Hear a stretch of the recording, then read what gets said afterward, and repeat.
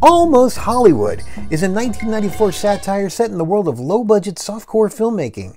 Directed by Michael Weaver, Almost Hollywood stars Don Short, India Allen, and Rachel Dyer. On the set of a low-budget softcore... First of all, we refer to our films as erotic thrillers. I mean erotic thriller. Tony is the producer and the master of his rather shabby domain. He makes all kinds of deals and promises with everyone around him to get his movies made. But the people in Tony's orbit begin to want more. His assistant wants to direct. His investors want to make more respectable films. His actresses want bigger roles, script approval, and no nipple licking. The arrival of a rising starlet starts a chain reaction that begins to bring down Tony's house of cards and get a couple people killed. How far will Tony fall? And can he find redemption?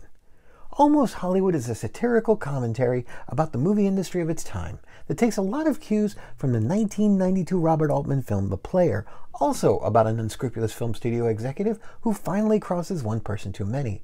The Player was an extremely well-received caricature of what goes on behind the cameras at major studios. Almost Hollywood tries the same thing for the production companies on Hollywood's lower rungs. By the 1990s, the multiplexes were the domain of the major studios, but it was open season on cable television, with more channels looking for programming that theaters and broadcast television didn't or couldn't provide.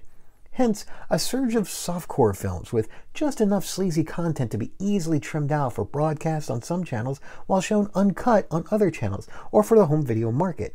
For an erotic thriller, Almost Hollywood ticks the boxes with ample amount of toplessness, lots of moment of sexy time, a couple of stabbings, they're filming a ripoff of Basic Instinct throughout the story, and at least one on-screen death and a hail of gunfire. As much as it maligns the genre, Almost Hollywood is a flick that blends in seamlessly with its peers. That's the big problem. The story suggests that its creators are artistically frustrated, but they don't do enough on-screen to suggest that they could do more. And writer-director Michael Weaver actually would do more. As a cinematographer, he would find a lot of success on television, winning an Emmy for his work on the series Californication. Television also gave Weaver multiple opportunities in the director's chair. The performances in Almost Hollywood are also within genre standards, covering the basics, but not quite ready for the big time. And just because it's a satire doesn't mean it can pull off comedy. There's this running brown-faced gag about some white guy from Cleveland acting like he's from India to improve his chances of getting directing jobs, and nobody's falling for it. A lot of the attempted humor in this film depends on stereotypes, so caveat emptor. Tony, played by Don Short, fits the archetype of the sleazy, low-budget film producer. He treats his cast and crew with zero respect, makes his actresses have sex with him, and isn't above stealing equipment from somebody else's movie shoot. He represents an industry trope, not necessarily any particular person.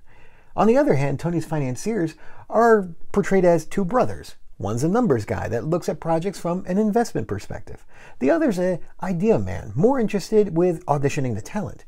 These two could be a parody of Golan Globus, exploitation titans of the 1980s, mixed with some Bob and Harvey Weinstein, whose Miramax production company helped bring foreign films, indie films, and big-budget Oscar campaigns to the mainstream. A major plot point is when the financiers tell Tony they've signed a 3-picture deal with high-profile starlet India Allen, portrayed by the actual Playboy playmate India Allen. And unlike the actresses Tony's used to bossing around, India demands and gets creative control and a prominent role behind the scenes, putting her in a similar situation to Shannon Tweed, perhaps the most successful actress of the softcore subgenre. Tweed's success as a brand allowed her to build her own creative clout, having her first producer credit in 1995. Economics eventually turned against the softcore subgenre.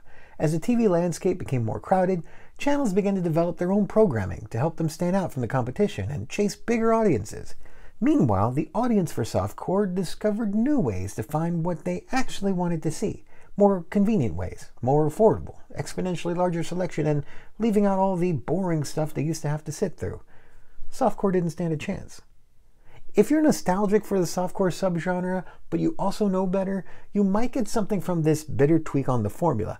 Perhaps the best way to watch this flick, if the scenery isn't going to be enough for you, is to watch Tony's downfall and ask if the movie is actually teaching the lesson it's intending to.